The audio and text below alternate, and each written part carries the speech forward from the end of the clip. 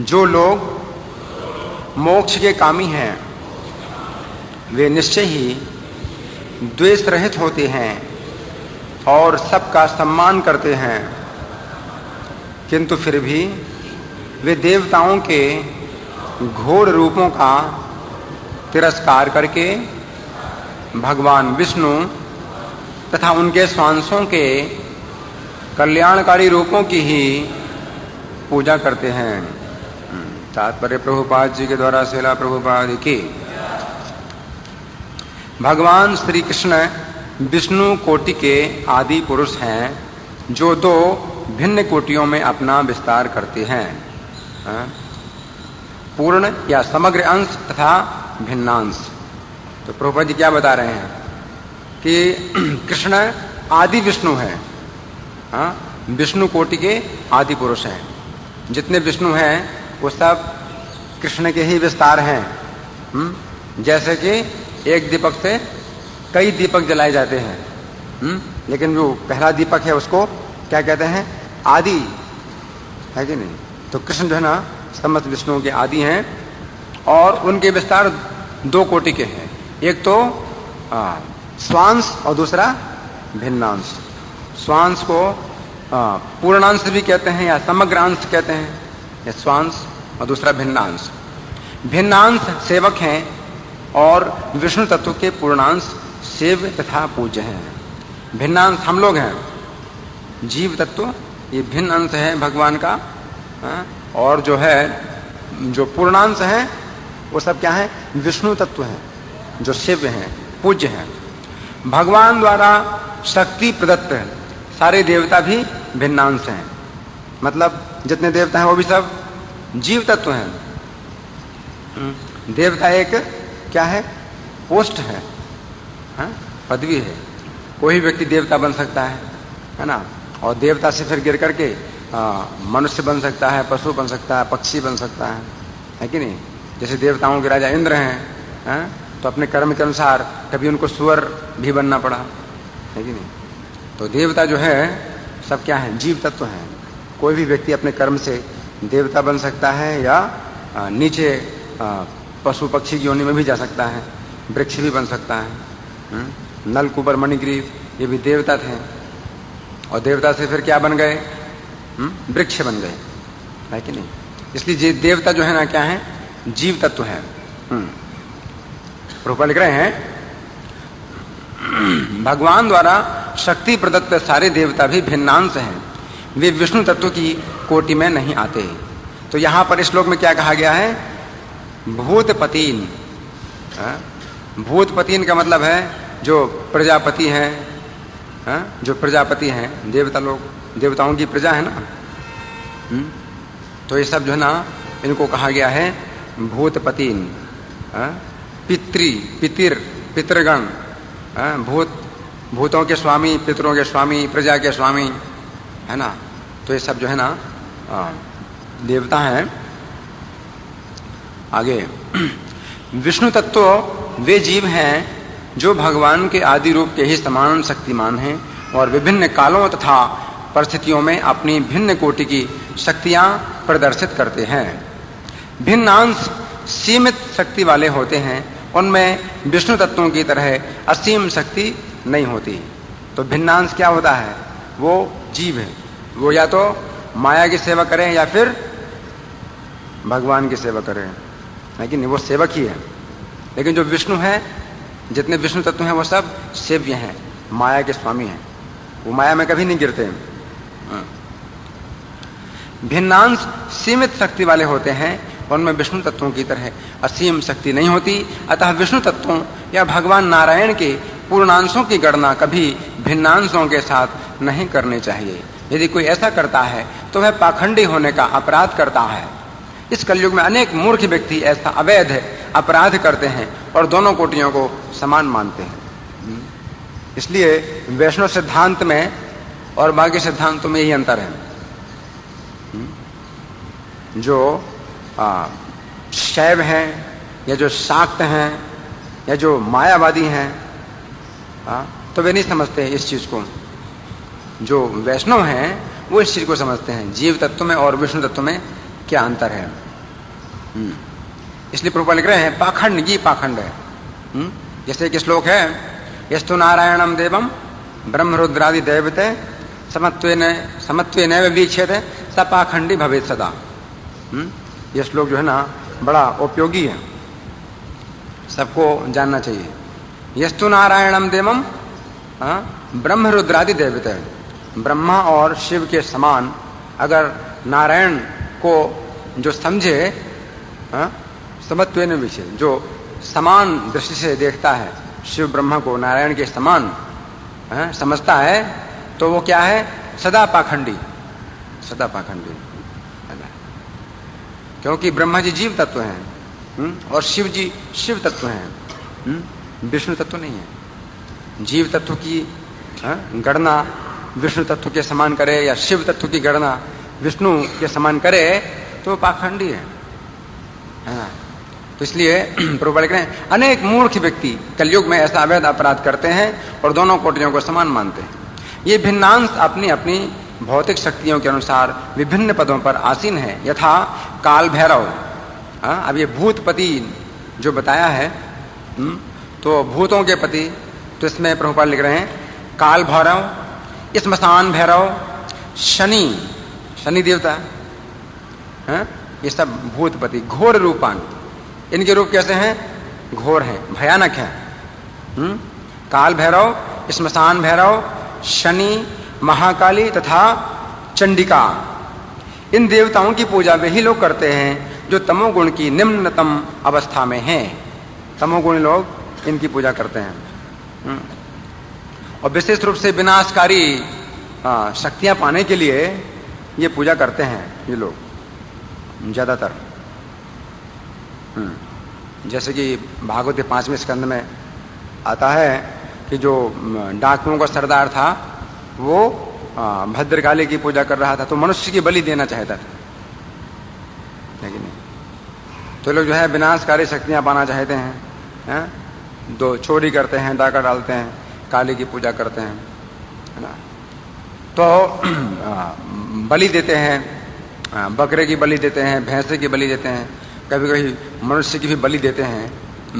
तो प्रभुपाद लिख रहे हैं जो तमोगुण की निम्नतम अवस्था में हैं, ब्रह्मा, शिव, सूर्य, गणेश तथा अन्य ऐसे ही देव उन लोगों द्वारा पूजित हैं जो भौतिक भोग से प्रेरित होने के कारण रजोगुणी होते हैं।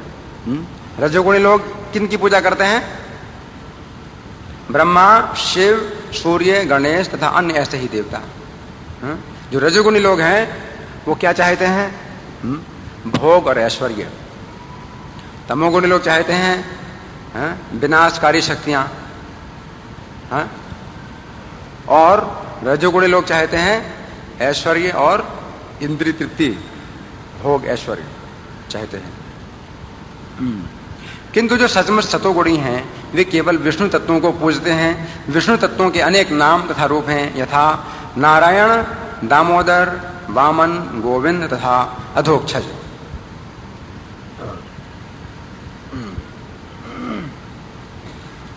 सतोगुणी योग्यतम ब्राह्मण कभी भी अन्यों की पूजा विधि से ईर्ष्या नहीं करते। अब यहां पर प्रभुपाद जी उस शब्द की व्याख्या करते हैं जो अंत में है। अंत में क्या है? अनसूयवा। अनसूयवा ने ईर्ष्या नहीं करते, जबकि पहली पंक्ति में शब्द है हित्वा। हित्वा का मतलब त्यागते हैं, या हित्वा का मतलब यहां लिखा है तिरस्कार करके, तिरस्कार करते हैं लेकिन ईर्ष्या नहीं करते। इसलिए ये दो शब्द हैं जिनको समझना है कि वे तिरस्कार करते हैं देवताओं की पूजा का, त्याग करते हैं लेकिन ईर्ष्या नहीं करते। इसलिए थोड़ा समझना गहराई से पड़ेगा, गहराई से समझना पड़ेगा कि त्याग करते हैं लेकिन ईर्ष्या नहीं करते हैं।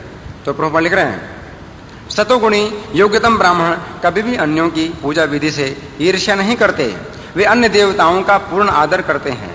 यद्यपि काल भैरव या महाकाली जैसे देवताओं का रूप अत्यंत भयानक है, वे अच्छी तरह जानते हैं कि परमेश्वर के ये सारे भयानक रूप उनके विभिन्न सेवकों के रूप हैं जो उन्हें विभिन्न परिस्थितियों में प्राप्त हुए हैं।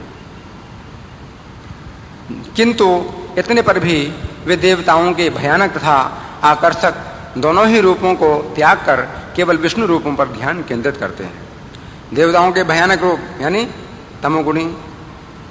तमोगुणी लोग जिनकी पूजा करते हैं, और देवताओं के आकर्षक रूप यानी रजोगुणी लोग जिनकी पूजा करते हैं। तो भयानक और आकर्षक रूप दोनों प्रकार के रूपों को त्याग करके वो क्या करते हैं? केवल विष्णु रूपों पर ध्यान केंद्रित करते हैं, क्योंकि वे भौतिक जगत से मोक्ष पाने की उत्कट इच्छा रखते हैं। तो यहां पर मुख्य जो बात है वो क्या है? मुमुक्षु, जो मुमुक्षु है, जो इस भव बंधन से छूटना चाहता है। तो यहां मुख्य बात यह है, उस व्यक्ति के लिए यह श्लोक है जो व्यक्ति भव बंधन से छूटना चाहता है, जो सोचता है कि इस भौतिक संसार में ये असली कष्ट है, और मुझे इस भौतिक संसार की कोई चीज मिले या ना मिले, लेकिन मुझे इन कष्टों से छूटना है ना। तो वो व्यक्ति फिर जो है ना अपना लक्ष्य बनाता है। हरिम बिना ना मृत्युम तरंती, विष्णु के सिवा और कोई मृत्यु के बंधन से नहीं छुड़ा सकता, इसलिए। और दूसरी बात और भी है कि घोर रूपान जो कहा गया है, जो भयानक रूप है, तो नरसिंह भगवान का भी भयानक रूप है। आप सुन रहे? नरसिंह भगवान का भी भयानक रूप है, लेकिन ये वो नहीं है। नरसिंह भगवान का जो भयानक रूप है तो भक्तों के लिए भयानक नहीं है, ये प्रहलाद जी के लिए भयानक नहीं है। प्रहलाद जी के लिए तो बहुत आनंददायी है। हम लोग रोज गाते हैं ना, प्रहलाद आह्लाद दायिने, प्रहलाद को तो आनंद मिलता है। नरसिंह भगवान का जो घोर रूप है, भयानक रूप है, तो प्रहलाद को आनंद देने वाला है। प्रहलाद जी कहते हैं भागवत में नरसिंह भगवान को देख करके कि आपके इस रूप को देख करके मुझे डर नहीं लग रहा है, आपके इस रूप को देख करके मुझे डर नहीं लग रहा है, मुझे डर लग रहा है कि और मैं आपकी शरण में आया हूं। नरसिंह भगवान का जो भयानक रूप है असुरों के लिए जो है भयंकर है, लेकिन भक्तानाम अभयंकर, भक्तों को कैसे हैं? अभय देने वाले। जीव गोस्वामी ने कहीं से किसी पुराण से एक कथा निकाली कि जिसमें कोई व्यक्ति था जो कि शिव की पूजा करता था। वो तमोगुणी व्यक्ति था, तो शिव की पूजा करता था। कोई डाकू था, कोई बदमाश था। तो वो कभी वो बीमार पड़ गया, तो वो शिव की पूजा किसी से कराना चाहता था। तो वहां से एक ब्राह्मण निकला जो है भगवान का भक्त था। तो उससे कहा कि तुम पूजा करो। उसने कहा कि नहीं, मैं तो पूजा नहीं करूंगा शिव जी की। तो उसने कहा अगर नहीं पूजा करोगे, तो उसने जो है अपना शस्त्र दिखलाया, तलवार दिखाई, सिर काट दूंगा अगर तुम पूजा नहीं करोगे, पूजा करो शिव जी की। तो वो जो है पूजा करने लगा शिव जी की। लेकिन शिवलिंग की जब पूजा कर रहा था तो उसने भावना की नरसिंह भगवान की कि मैं तो नरसिंह भगवान की पूजा करूंगा, क्योंकि जो शिव जी हैं ये तो असुरों को शक्ति प्रदान करते हैं, और नरसिंह जी जो है असुरों का संहार करते हैं। तो शिवलिंग में भी जो है ना नरसिंह भगवान की भावना करके वो नरसिंह की पूजा कर रहा था। हरे कृष्णा। आंखें नरसिंह भगवान की पूजा करने लगा। तो जब वो कुछ मंत्र पढ़ रहा था, उच्चारण कर रहा था नरसिंह भगवान का, तो वो समझ गया कि इस जो है ना दूसरी पूजा कर रहा है, शिव जी की पूजा नहीं कर रहा है। तो वो बहुत गुस्से में उसने तलवार उठाई मार डालने के लिए, है कि तुम जो है ना शिव जी की पूजा नहीं कर रहे हो। तो उस समय शिवलिंग को फोड़ करके ही नरसिंह भगवान निकल पड़े और उसको जो ना पकड़ के उसी समय मार डाला। तो एक कोई मंदिर है दक्षिण भारत में, कहीं पर है मंदिर, जहाँ शिवलिंग को फोड़ करके नरसिंह भगवान प्रकट हुए हैं, और वो नरसिंह भगवान की मूर्ति अभी भी है, जो कि शिवलिंग को फोड़ करके ही नरसिंह भगवान प्रकट हुए हैं। तो जीव गोस्वामी ने किसी पुराण से ये कथा निकाली है। तो यहां पर ये प्रभुपाद लिख रहे हैं कि क्योंकि वे भौतिक जगत से मोक्ष पाने की उत्कट इच्छा रखते हैं, सारे देवता यहां तक कि देवों में सर्वश्रेष्ठ ब्रह्मा तक किसी को मोक्ष नहीं दिला सकते। हिरण्यकशिपु ने अमर होने के लिए कठोर तपस्या की थी, किंतु उनके पूज्य देव ब्रह्मा उसे वैसा वर देकर प्रसन्न नहीं कर सके।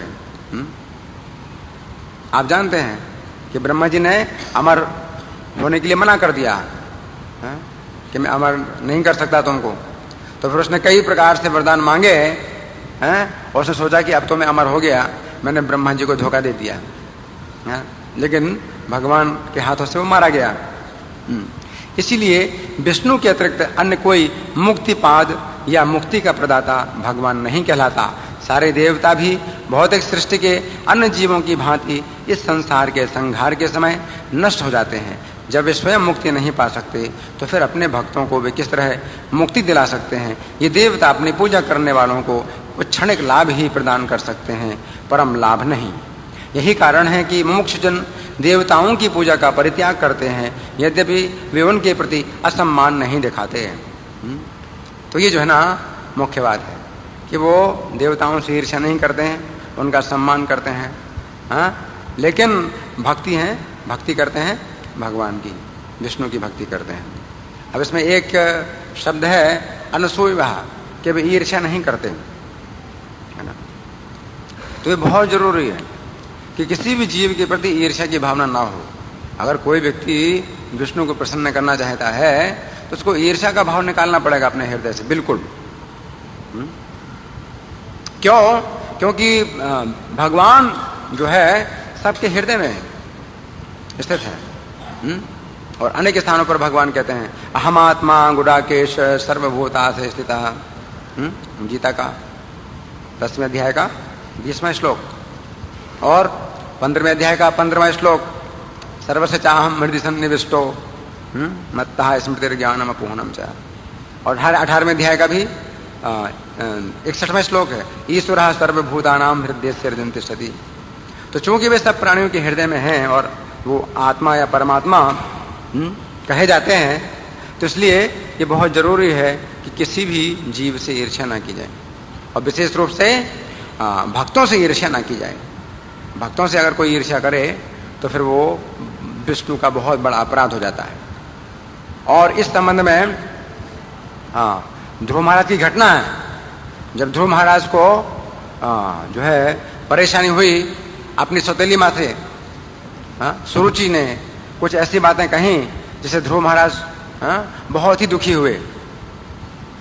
लेकिन सुनीति ने जो है सुंदर नीति बताई, इसलिए सुनीति नाम है। सुंदर नीति, सु का मतलब सुंदर, नीति। तो सुंदर नीति ये बताई अपने पुत्र को, ध्रुव को, कि तुम जो है अपनी सौतेली माता के अमंगल की कामना मत करो। लेकिन उसने एक बात जो कही उसको तो ग्रहण करो। उसने कहा कि तुम भगवान की भक्ति करो, भगवान को प्रसन्न करो। तो इस बात को जो है ग्रहण करके तुम भगवान की भक्ति करो। तो यद्यपि सुरुचि के वचन बाणों से ध्रुव जी का हृदय बहुत पीड़ित था, लेकिन उन्होंने ईर्ष्या की भावना निकाल दी, दुखी बहुत थे। और इसी कारण से चूंकि ईर्ष्या की भावना निकाल दी, इसलिए कितनी जल्दी उन्होंने भगवान को प्रसन्न कर लिया, 6 महीने में। अनसूय, इसलिए अनसूय ये शब्द जो है ना बहुत ही महत्वपूर्ण है कि ईर्ष्या ना करे, किसी के भी प्रति ईर्ष्या ना हो।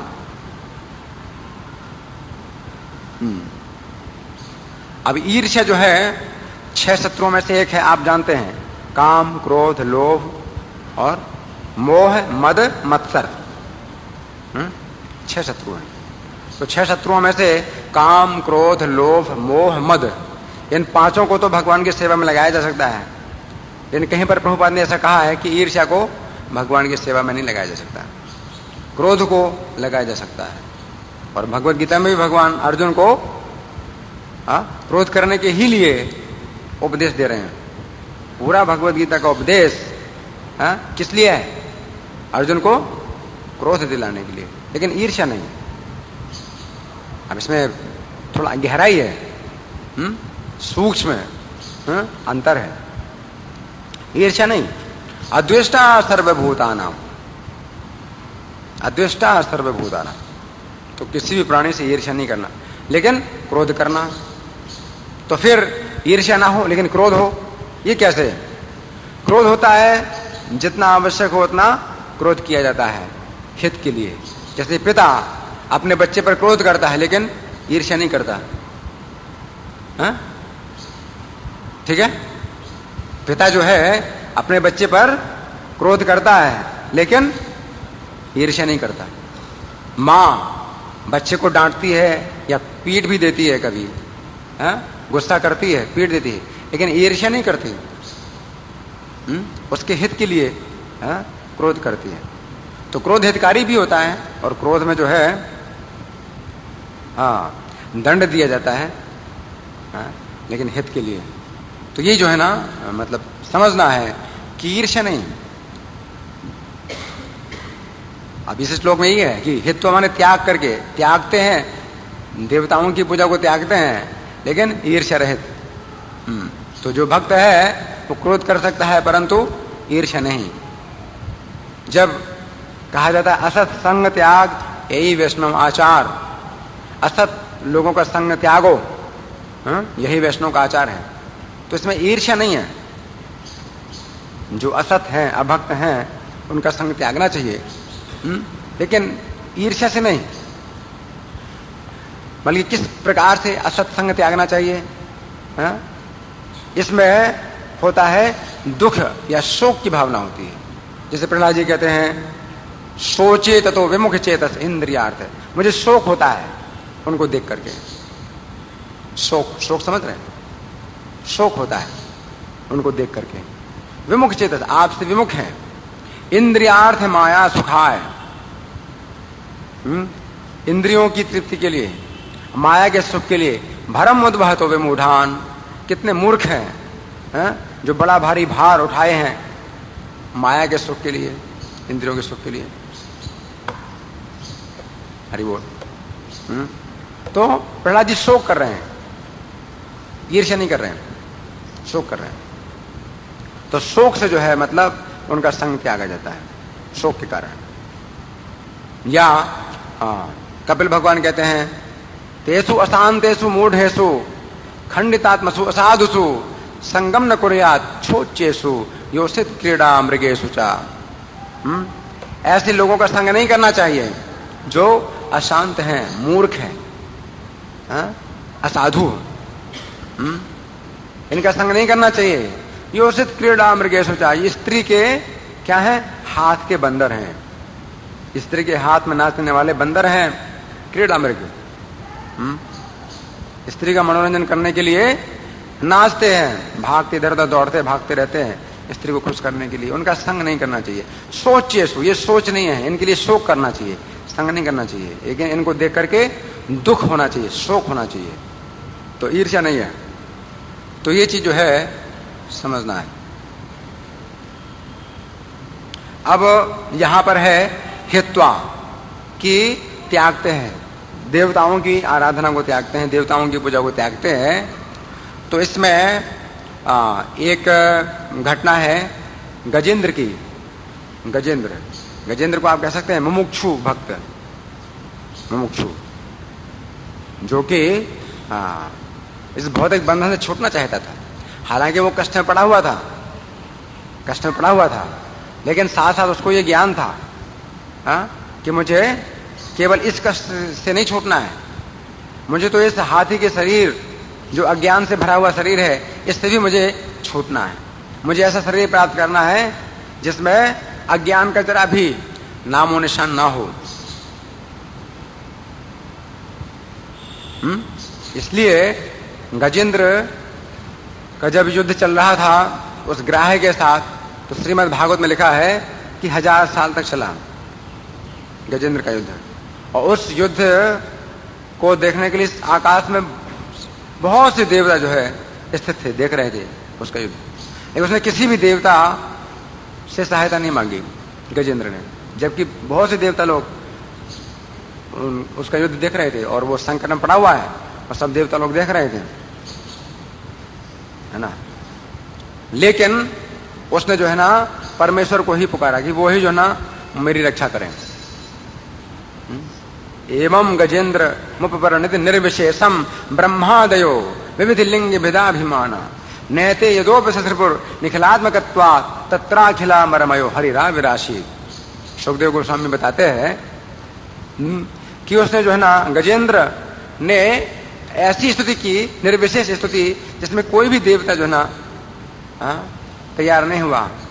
तो किसी भी देवता के लक्षण नहीं थे उस स्तुति में। ब्रह्मा आदयो, ब्रह्मा आदि देवता वहां थे, लेकिन वो नहीं आए, गजेंद्र को बचाने के लिए नहीं आए, क्योंकि उसने बुलाया नहीं। जबकि देवता लोग तैयार थे उसकी सहायता करने के लिए। ब्रह्मादयो विविध लिंग भेदाभिमाना, तो उनके विभिन्न जो है ना, उनके लिंग हैं, मतलब उनके भौतिक शरीर हैं। जितने देवता हैं उनके शरीर भौतिक है, तो फिर पूर्ण आध्यात्मिक शरीर वाले भगवान विष्णु जो है, तत्राखिला मर्म, जिनके शरीर में सब देवता निवास करते हैं, हरिरा विरासित, भगवान आए पूर्ण आध्यात्मिक,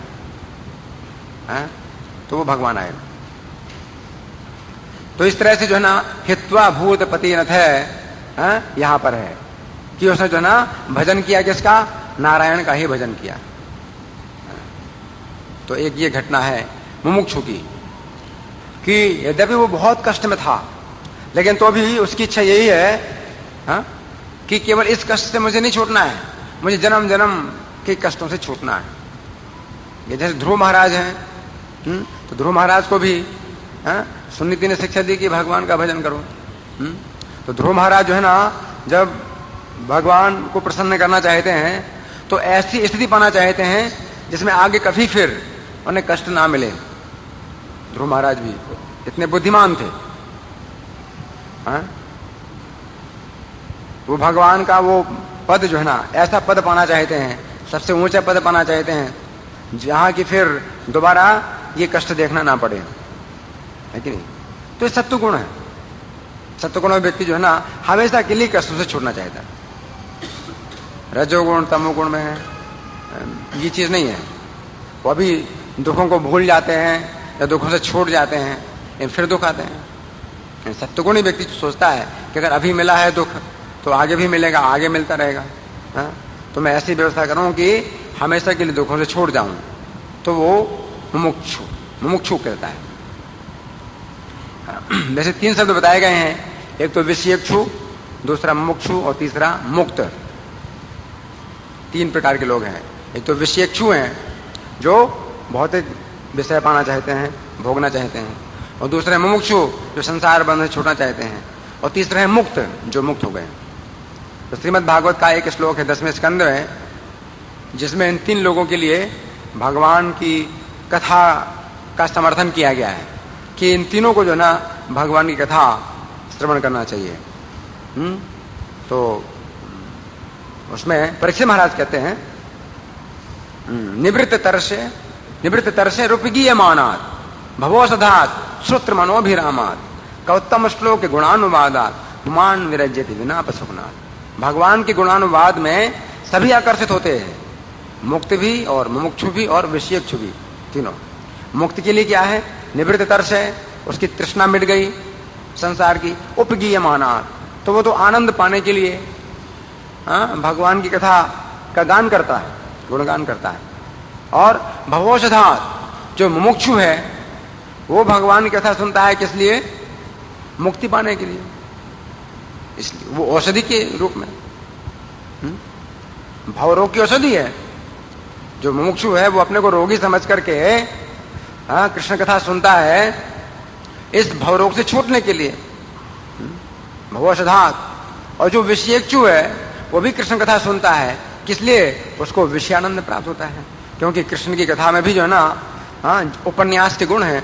लोग जो है उपन्यास पढ़ते हैं, कई तरह की स्टोरी सुनते हैं या फिल्में देखते हैं, तो उसमें तरह तरह के जो है ना आश्चर्यजनक घटनाएं होती हैं। हरि बोल। आश्चर्यजनक घटनाएं होती हैं, तो उनको देखते हैं, उनको सुनते हैं। तो कृष्ण कथा में बड़े आश्चर्य हैं। इसलिए जो विषयेक्षु है तो वो भी जो है कृष्ण कथा सुनता है। लेकिन जो नहीं सुनता है वो कितना गिरा हुआ है, बहुत ही गिरा हुआ है, जो नहीं सुनता है कृष्ण कथा। तो वो परीक्षित महाराज कहते हैं कौतम श्लोक गुणानुवाद मान विरजित बिना पशुगुणात, वो कसाई है जो पशुओं की हत्या करता है या आत्महत्या करता है ना, तो बहुत ही गिरा हुआ है, जो कि कृष्ण कथा नहीं सुनता। क्या होता है तो 2 मुहूर्त का मतलब कितना हुआ, 96 मिनट है ना। तो शायद 1 मुहूर्त कहा या 2 मुहूर्त कहा, जो भी हो, तो 48 मिनट या 96 मिनट आपकी आयु शेष है।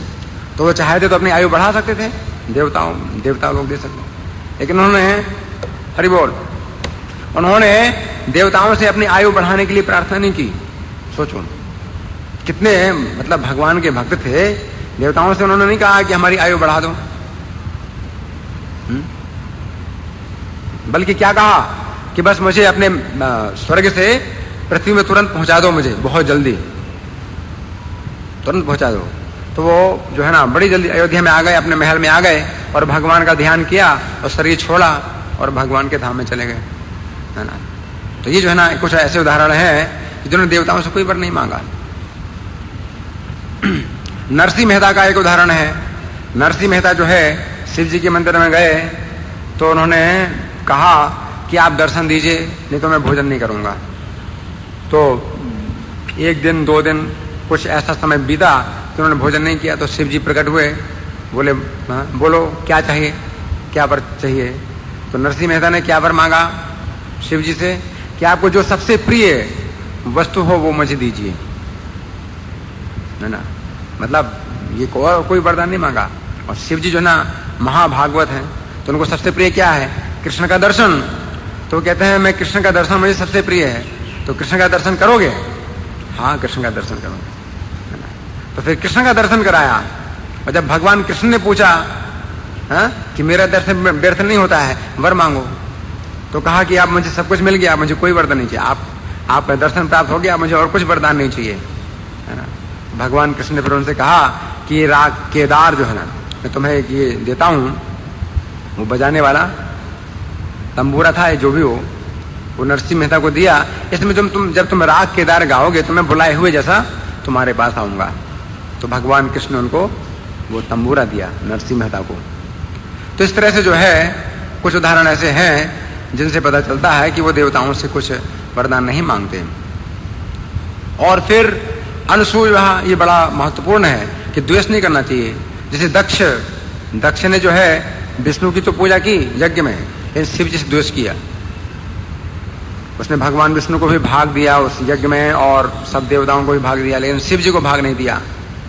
तो इस कारण से उस यज्ञ में जो है पहले से ही विष्णु जी नहीं आए, क्योंकि शिव जी से कोई द्वेष कर रहा है तो फिर विष्णु की पूजा हो नहीं सकती, विष्णु प्रसन्न नहीं हो सकते हैं। और बाद में फिर क्या हुआ कि सती ने अपना शरीर छोड़ दिया उस यज्ञ में आकर के, और जो उनके भूत गण थे, शिव जी के अनुचर थे, उन्होंने दक्ष का यज्ञ विध्वंस कर दिया। वहां पर मूत्र त्याग दिया उनके यज्ञ कुंड में, और सब कुछ जो है ना नष्ट कर दिया। और फिर जो है ना वीरभद्र ने आकर के जो है दक्ष का गला काट डाला, सिर काट डाला। इसके बाद फिर जो है ब्रह्मा आदि देवता मिलकर के शिव जी को प्रसन्न करते हैं। तो शिव जी फिर स्वयं आकर के उस यज्ञ को पूरा करते हैं, दक्ष को जिंदा करते हैं। तब फिर भगवान विष्णु प्रकट होते हैं उस यज्ञ में, और तब भगवान विष्णु बताते हैं कि किसी भी जीव से ईर्ष्या कोई अगर करे तो फिर मैं प्रसन्न नहीं होता हूँ। और फिर शिव जी तो विष्णु के महान भक्त हैं। तो इस प्रकार से फिर जो दक्ष हैं उनका दिमाग ठीक हुआ। फिर शांता, इसमें शांता जो बताया है शब्द, तो इसमें समझना है कि शांत जो है भगवान के जितने भी रूप हैं ये शांत हैं। इनमें जो है किसी प्रकार की अशांति नहीं होती। आप कभी अगर उनकी पूजा करते हो या कभी नहीं करते हो, छोड़ देते हो, तो भगवान जो है मतलब ऐसे रुष्ट नहीं होते जैसे कि इंद्र आदि देवता रुष्ट होते हैं। जैसे कि ब्रजवासियों ने इंद्र की पूजा बंद की तो इंद्र अशांत हो गया और जो है ब्रजवासियों का विनाश करने के लिए तैयार हो गया। उसने वर्षा के द्वारा सब ब्रजवासियों को विनाश करने का प्रयास किया।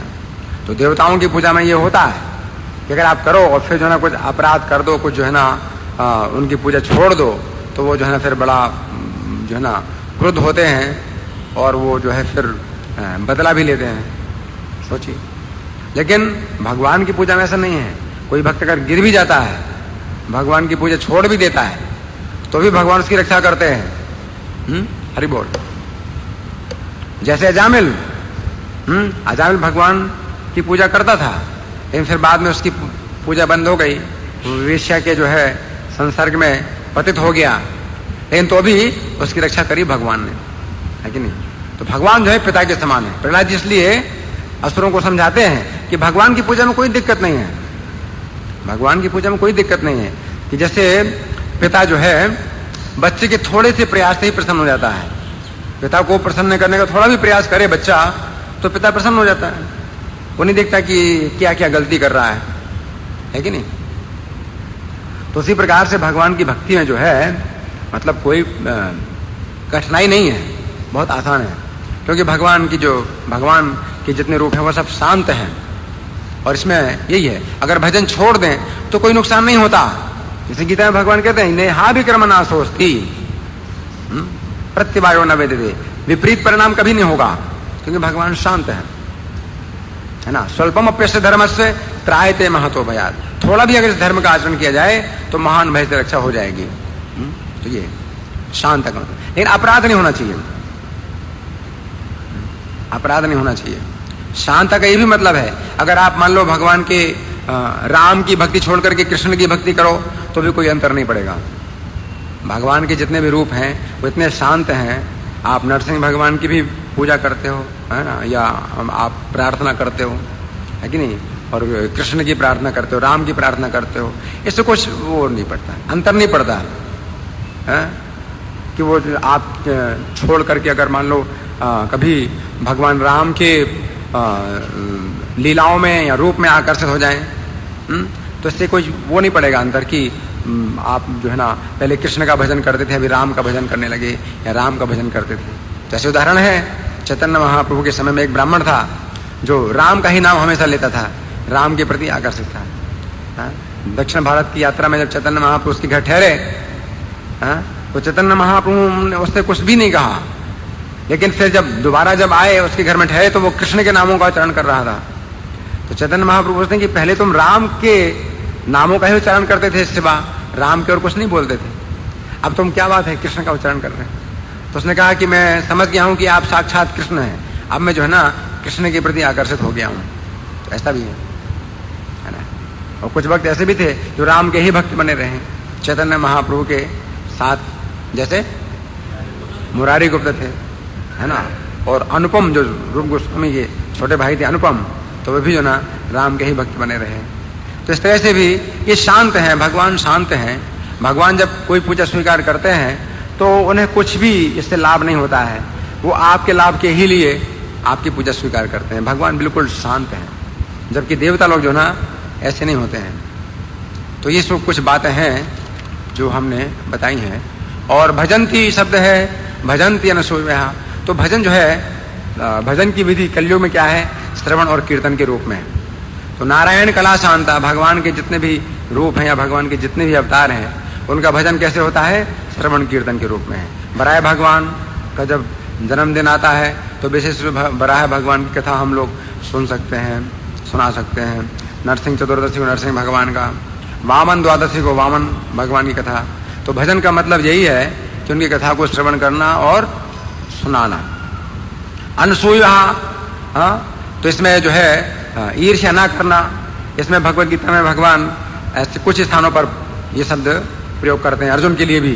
जैसे अर्जुन से कहते हैं, इदम तुते गुह्यतमं प्रवक्ष्यामि न सूयवे, कि चूंकि तुम ईर्ष्या नहीं करते इसलिए मैं तुम्हें परम गोपनीय उपदेश दूंगा। तो यहाँ पर तो भगवान संकेत करें अपने प्रति कि अर्जुन कृष्ण के प्रति ईर्ष्या नहीं करते हैं, इसलिए कृष्ण परम गोपनीय ज्ञान अर्जुन को देंगे। तो ये भी है कि भगवान का भजन करते हैं तो भगवान के ऐश्वर्य से भक्त कभी ईर्ष्या नहीं करते कि भगवान का पद लेना चाहें, ऐसा नहीं है कि नहीं? जैसे हिरण्यकशिपु जब तपस्या कर रहा था तो ब्रह्मा का पद लेना चाहता था, तो ब्रह्मा को पद से उतारना चाहता था। तो भगवान के जो भक्त हैं वो ऐसे नहीं होते कभी कि भगवान का पद लेना चाहें, नहीं, भगवान के पद से कभी ईर्ष्या नहीं करते।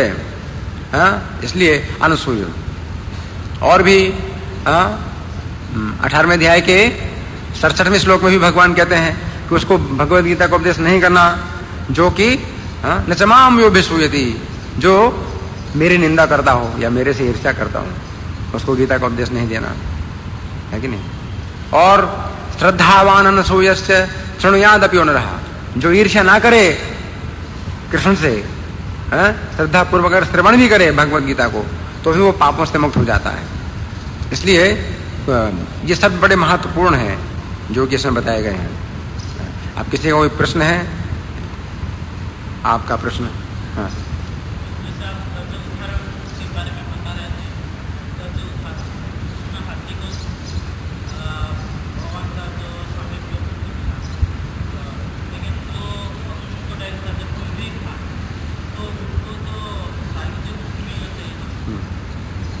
अच्छा, इनका प्रश्न है, बड़ा अच्छा प्रश्न है। गजेंद्र मोक्ष की कथा है, तो उसमें गजेंद्र को तो भगवान ने अपना सारोप दे दिया, अपने समान रूप, भगवान के समान रूप हो गया, और भगवान गरुड़ में बिठा करके उसको ले गए बैकुंठ में। लेकिन जो ग्राह था, जिसका सिर भगवान ने अपने चक्र से काटा, तो उसकी मुक्ति नहीं हुई, उसकी मुक्ति नहीं हुई। वो हुहु नाम का गंधर्व था, तो अपना गंधर्व रूप धारण करके वो जो है स्वर्ग में चला गया, तो उसकी मुक्ति क्यों नहीं हुई? इनका ये प्रश्न है। इसका कोई उत्तर बता सकते हैं? इसका एक उत्तर यह है कि असुरों को जब भगवान मारते हैं, तो असुर लोग जो है भगवान का रूप देखते हुए, भगवान के रूप का चिंतन करते हुए जब अपने शरीर को छोड़ते हैं, तो वो मुक्ति प्राप्त कर लेते हैं, है ना। लेकिन भगवान ने चक्र से जब ग्राह को मारा, तो ग्राह के रूप में वो इतने अज्ञान में था कि वो भगवान को नहीं देख पाया, भगवान के रूप का चिंतन नहीं कर पाया।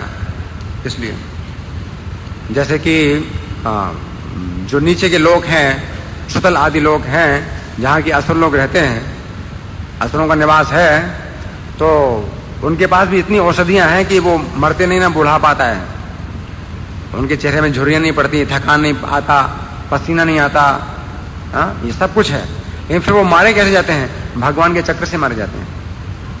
लेकिन भगवान का चक्र आता है, उनको मार डालता है, तो उनकी ऐसी मुक्ति नहीं होती, क्योंकि भगवान नहीं आते हैं, और भगवान का चक्र ही आता है, उनका सिर काट डालता है, तो ऐसे मुक्ति नहीं होती। लेकिन शिशुपाल का जब भगवान ने चक्र से सिर काटा, तो भगवान को देख रहा था, वो भगवान को मारने के लिए आ रहा था, भगवान के रूप का चिंतन कर रहा था बहुत। आप सुन रहे हैं? तो भगवान का दर्शन करते हुए जो भगवान के हाथों मारे जाते हैं, तो उनका जो है मतलब उद्धार होता है। लेकिन उसका जो है वो सांप से मुक्त हो गया, फिर भी वो पवित्र हो गया, वो देवल ऋषि के सांप से मुक्त हुआ, देवल ऋषि का सांप था उसको। तो ग्राह जो है ना, उस पशु की योनि में या जलचर की योनि में, वो इतने उसमें था, अज्ञान में था, जैसे मगर होता है। उसको जो है भगवान हाथी के साथ खींच के ले आए, वो लेकिन छोड़ नहीं सकता, मगरमच्छ इतने अज्ञान में होता है, पानी से बाहर भी आ गया लेकिन छोड़ा नहीं उसने, और भगवान को उसका सिर काटना ही पड़ा। जो ग्राह होता है इतना जिद्दी होता है कि जिसको पकड़ ले वो छोड़ेगा नहीं, चाहे उसका गला काट दो लेकिन छोड़ेगा नहीं, वो गला काटना पड़ा भगवान को, नहीं तो बिना गला काटे छोड़ दिया होता। क्योंकि भगवान ने पहले क्या किया, गजेंद्र को पकड़ के दोनों को पानी से बाहर ले आए, पानी से बाहर आ गया, वो पानी का जीव था, उसको पानी में रहना चाहिए तो छोड़ देता, लेकिन पानी से बाहर भी आकर के वो छोड़ता नहीं है।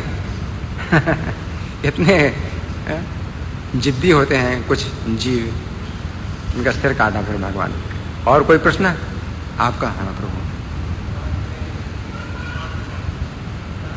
अच्छा, मैं आपसे थोड़ा और समय लेना चाहता हूँ, तो कुछ 10-5 मिनट और दे दीजिए, कुछ प्रश्नोत्तर कर सकते हैं, ठीक है? हाँ,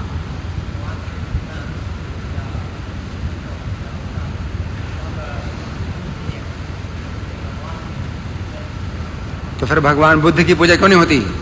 अच्छा, इनका प्रश्न है कि भगवान के जितने भी अवतार हैं वो सब शुद्ध सत्व की मूर्ति हैं, तो भगवान बुद्ध की पूजा क्यों नहीं होती?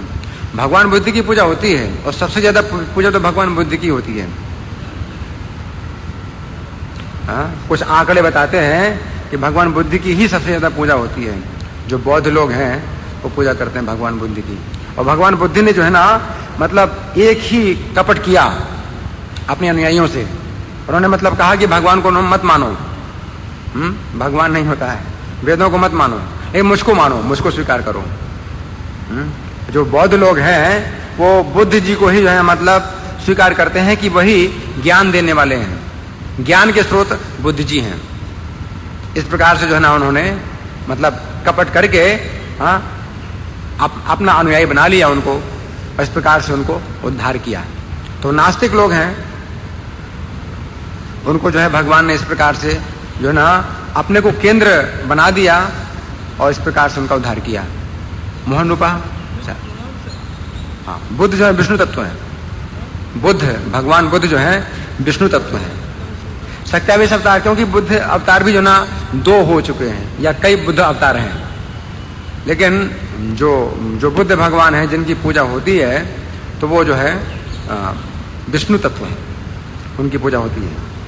लेकिन और भी कई बुद्ध अवतार हुए हैं। देवताओं में भी जो ना कोई बुद्ध हुए, देवताओं स्वर्ग में भी कोई बुद्ध अवतार हुआ, तो 27 अवतार हो सकते हैं वो। इस तरह से बुद्ध अवतार एक से ज्यादा भी हैं मोहन रूपा को।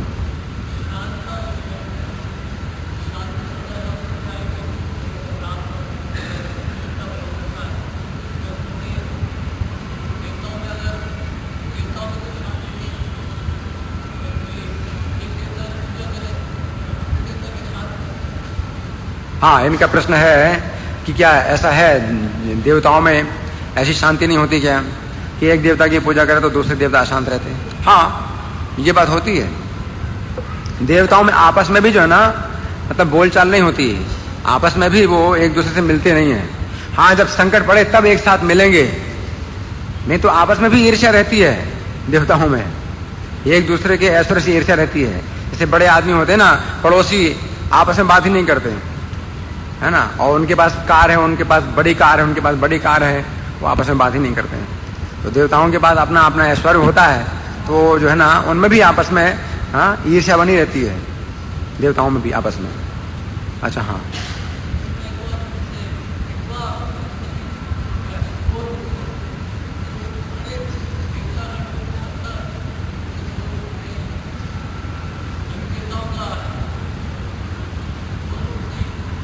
हाँ, हाँ, हाँ, इसमें बताया कि घोर रूप यानी जो तमोगुणी हैं, भूतपति हैं, मतलब विशेष रूप से तो उनका त्याग करते हैं। जो सत्वगुणी लोग होते हैं तो वो जो है उनका तो विशेष रूप से त्याग करते हैं। और प्रभुपाद जी फिर इसमें जोड़ देते हैं, जो आकर्षक रूप हैं देवताओं के, जो रजोगुणी पूजा करते हैं उनका भी त्याग करते हैं, लेकिन तमोगुण का तो विशेष रूप त्याग करते हैं भक्त लोग। आपका प्रश्न? हाँ।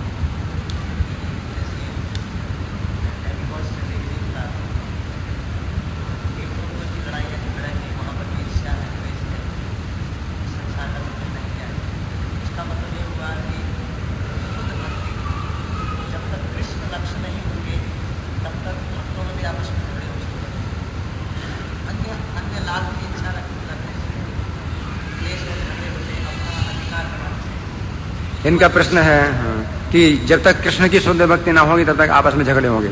देवताओं में झगड़े नहीं होते, उनमें ईर्ष्या रहती है एक दूसरे के प्रति, लेकिन ईर्ष्या का त्याग भी करते हैं। वो दोनों चीजें हैं। देवताओं में क्या है कि वो ईर्ष्या होती भी है लेकिन ईर्ष्या का त्याग भी करते हैं, और जहां आवश्यकता पड़े तो सहयोग करते भी हैं। ये मन में ईर्ष्या की भावना कुछ रहती है उनके अंदर, क्योंकि भोग ऐश्वर्य में जब आसक्ति होगी तो फिर ईर्ष्या जरूर आएगी। लेकिन देवताओं में असुरों में थोड़ा सा अंतर है। जो असुर लोग हैं उनमें ज्यादा झगड़े होते हैं, जैसे अमृत के लिए तुरंत झगड़ा शुरू हो गया, है ना, लेकिन देवताओं में ऐसा नहीं है। वो सहयोग करते हैं एक दूसरे से, जितनी आवश्यकता उतना सहयोग करते हैं। अच्छा, आपका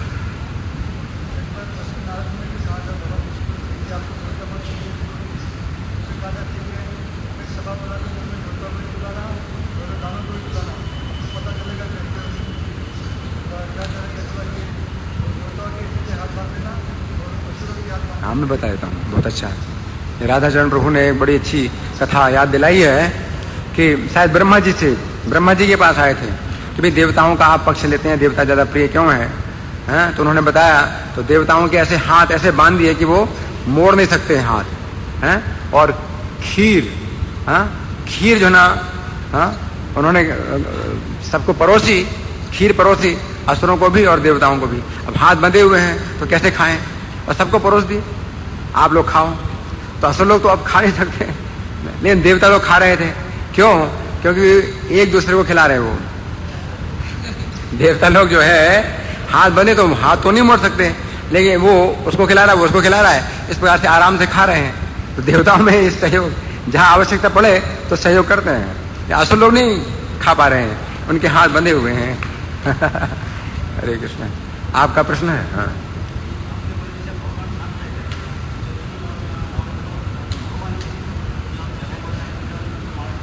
हाँ, इनका प्रश्न है कि हमने कहा कि भगवान शांत रहते हैं। जगह मधाई ने जब अपराध किया नित्यानंद प्रभु का, तो भगवान अशांत हो गए, क्रोध।